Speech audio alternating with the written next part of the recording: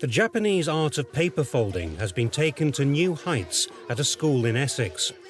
It provides a stimulating subject for the art and design class, where pupils can turn pieces of paper into animals and birds, but it also creates something much bigger in size and concept that makes the school unique. Origami has given this school something that can't be found at any other location in Europe and at no other school in the world.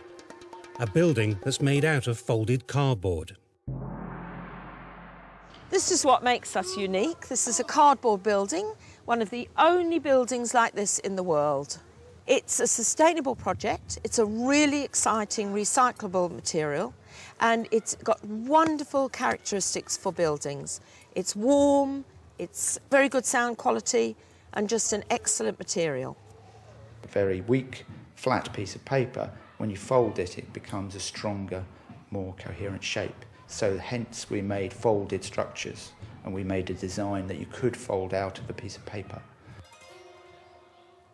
This cardboard building was the culmination of a 10-year plan to transform the school using exciting and groundbreaking designs, created through a partnership between head teacher and architect. It was a plan that originally had nothing to do with recycling, but the school discovered that projects involving sustainability were a great way of attracting grants. For me personally, to have a group of architects who are so innovative and so highly qualified in their own right, working alongside us and alongside the children, that's been the most exciting thing, really. The cardboard structure attracts architects from around the world, draws the veneration of environmentalists everywhere, and the pupils quite like it too. My friend said that it's stupid to have a classroom made out of cardboard because it could catch fire. I agree with that. What did you say? Well, I said to that it was very silly of him to say that.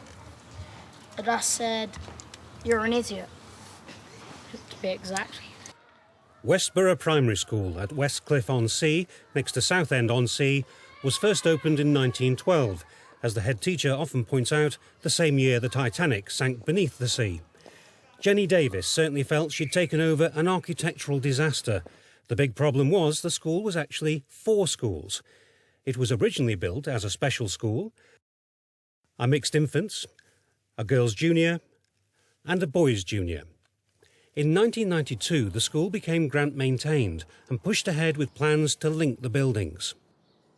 Couldn't get from one part of the school to the other, neither could the children, without getting soaked or slipping over on the ice or so on. So it was a matter of priority that we joined them together. And this was the first structure we built. What else did you do as a matter of priority? Certainly this was one. Linking the rest of the buildings were the other.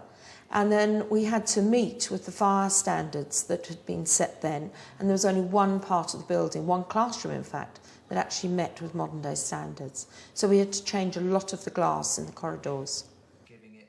The architect employed to oversee the work was perhaps a surprising choice. Richard Cottrell, based in London but originally from Southend, had never actually built anything before.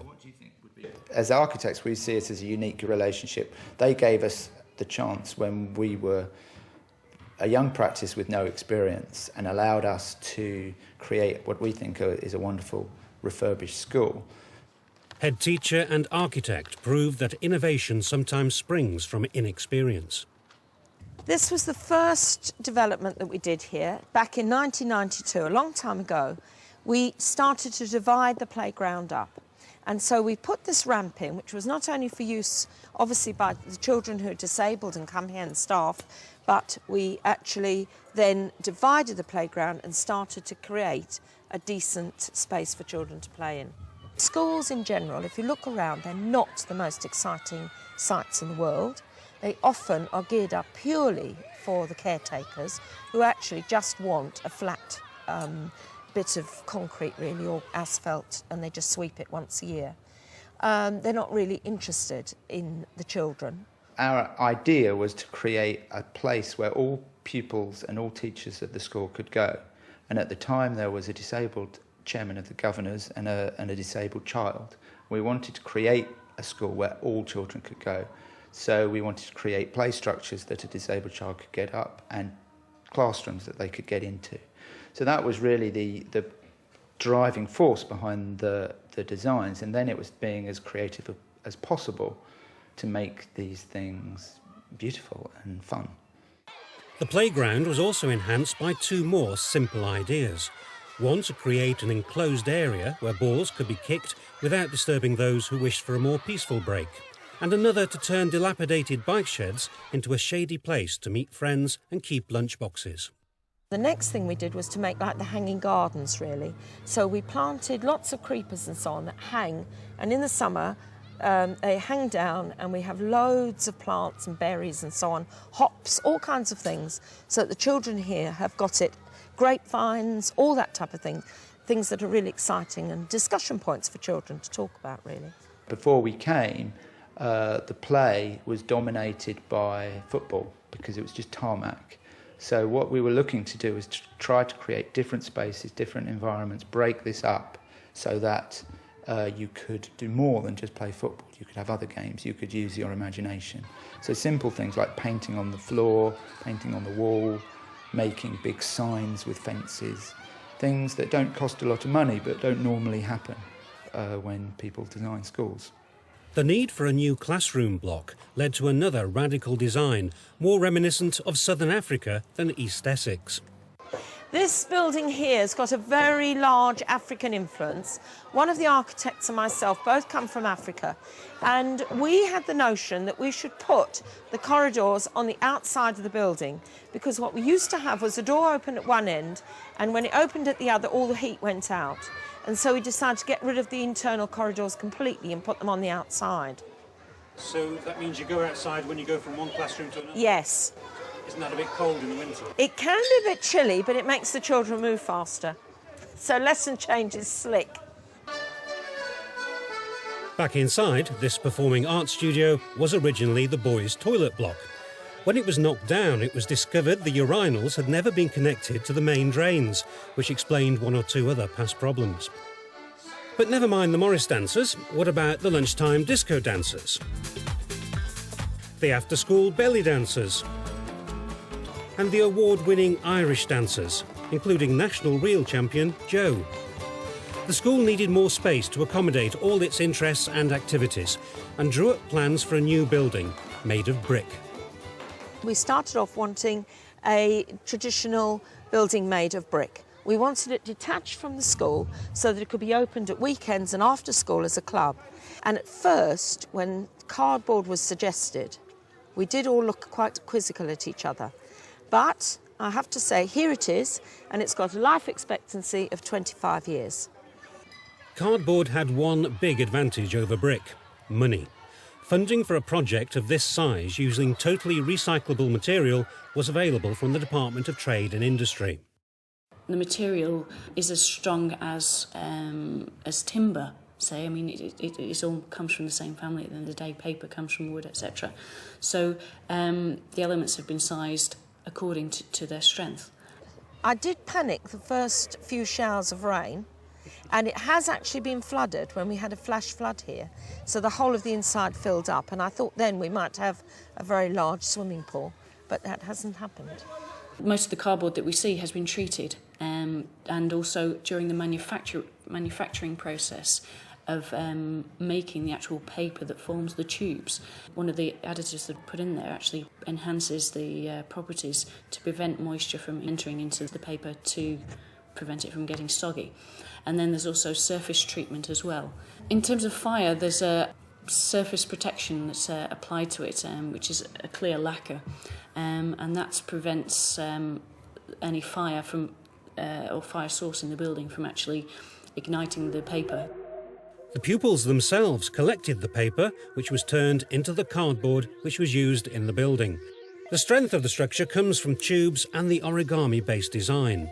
The origami connection is reflected in the artwork on the outside of the building. These are instructions on how to make a crane out of paper. It's known as the Hiroshima crane, a symbol that commemorates a young girl who developed leukemia as a result of the atom bomb.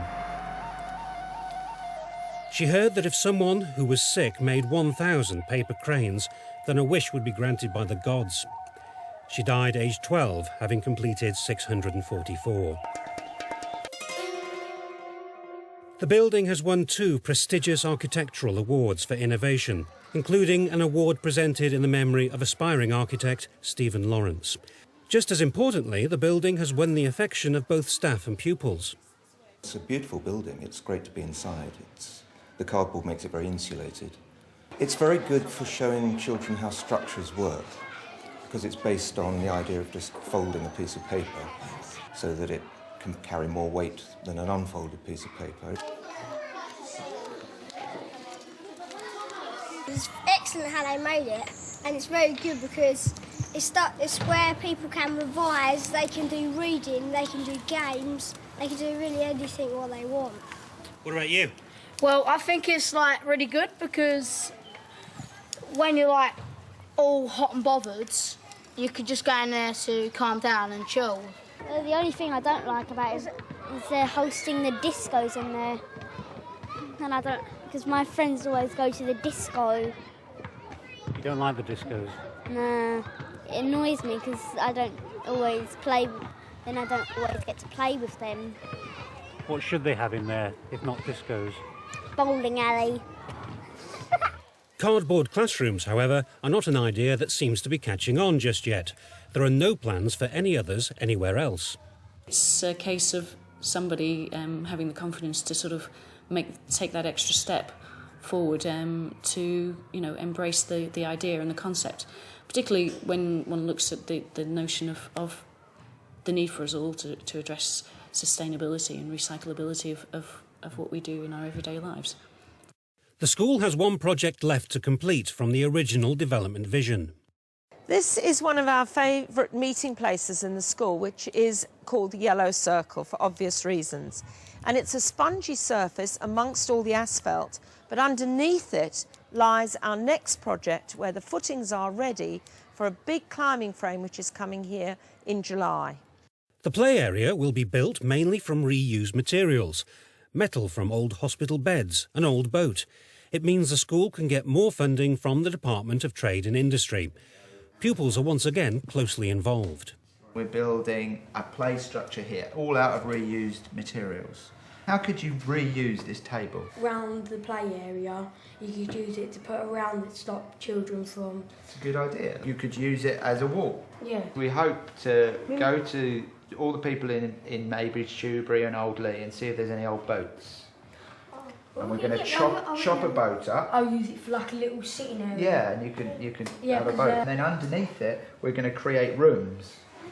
Westborough School, of course, no longer has the autonomy it enjoyed as a grant-maintained school. The Education Authority now determines which architects are used for major projects and when work is carried out. We don't like it much because I think there still is the issue that people come and do things unto you which you haven't been a part of. I mean, I have made comment about the fact, and so have the architects, about the fact that our plan worked so well. I have to say in the beginning, we didn't know whether we were doing it right or wrong, but it's what we felt was right, and it's turned out to be very good for the school. But when you see Southend LEA advertising for a school's origami advisor, you'll know who's taken over.